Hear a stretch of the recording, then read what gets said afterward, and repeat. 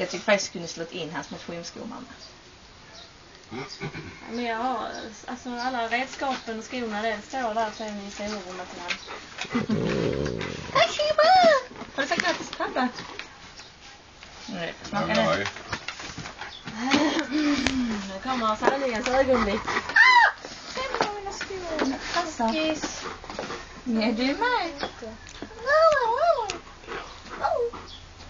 Va? Köper han Chicago? Vad ska du, farsan? Nu får du läsa det.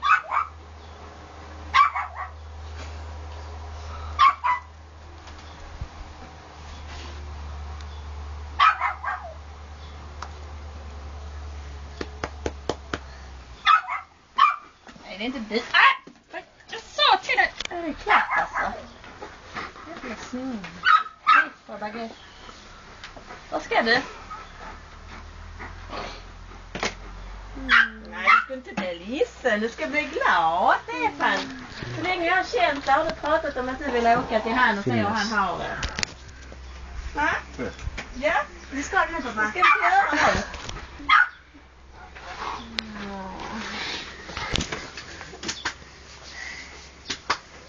Farsan, ska du hälsa på din kusin? Film. Vill jag sjunga? Grattis pappa. Jag tar en